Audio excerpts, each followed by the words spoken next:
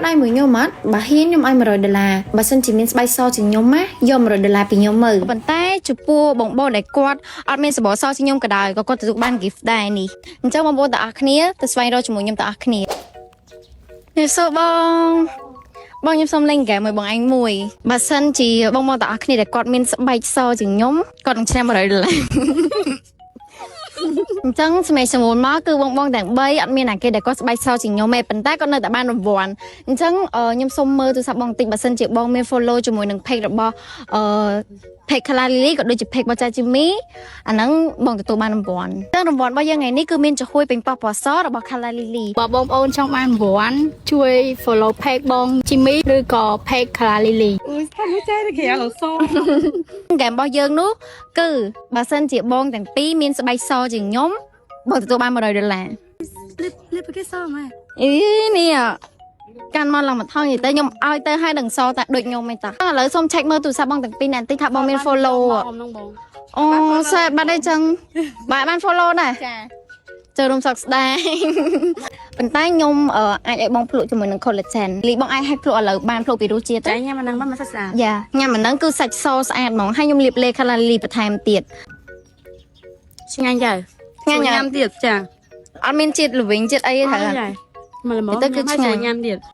អូយឲ្យរង្វាន់លើ fan deal ថាទឿបដៅមកតែឯងបងពីអ្នកមកទៀតហើយចុះបាត់មួយទៀតទៅណាមួយទៀតអៀនពេកមកបងសាច់សតែបើសិនមកញ៉ាំជាមួយនឹង collagen នេះហាសាច់កាន់តែសដូចខ្ញុំអញ្ចឹងមើលទៅតុនគួរចង់លាបឥឡូវបើគួរឲ្យចង់លាបខ្ញុំលាបឲ្យហ្មងតែដៃមកបងទៅសាច់លេយើងគឺពោពេញដោយជាតិសេរ៉ូហ្មងបងគឺអត់មានជាតិកាត់ទេអញ្ចឹងមិនបាច់បារម្ភទេនេះបងឃើញទេគឺបែកសាច់ចេញបែកសាច់ចំហួយហ្មងគឺលេបឲ្យយកអត់មានជាតិកាត់ទេក្លិនឈ្ងុយអត់ហើយលាបទៅស្អិតស្បែកអត់ទេអ្នកទាំងអស់គ្នាខ្ញុំរកឃើញមុខសញ្ញាមួយទៀតហើយ Hello បង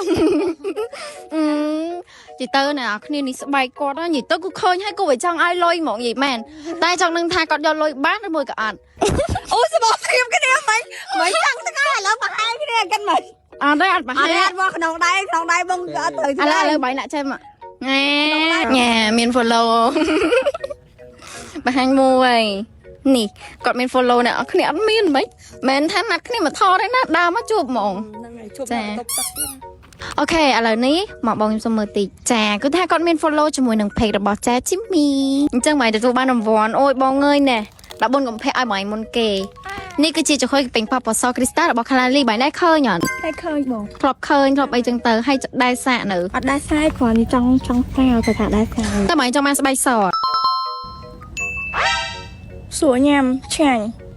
ហើយវាឈ្ងុយហ្មងណាយ៉ាឆ្ងាញ់បងអត់ដែរអារម្មណ៍ពិតឆ្ងាញ់មែនតាឆ្ងាញ់បងហើយវានឹងឈ្ងុយតែអញ្ចឹងនឹងជាប់ចិត្តហើយសុំមេឡើងប្រាក់ខែសិនប៉ុណ្ណឹងនឹងជាប់ចិត្តនឹងទិញប្រើហ្មងអូខេអរគុណច្រើនណាបង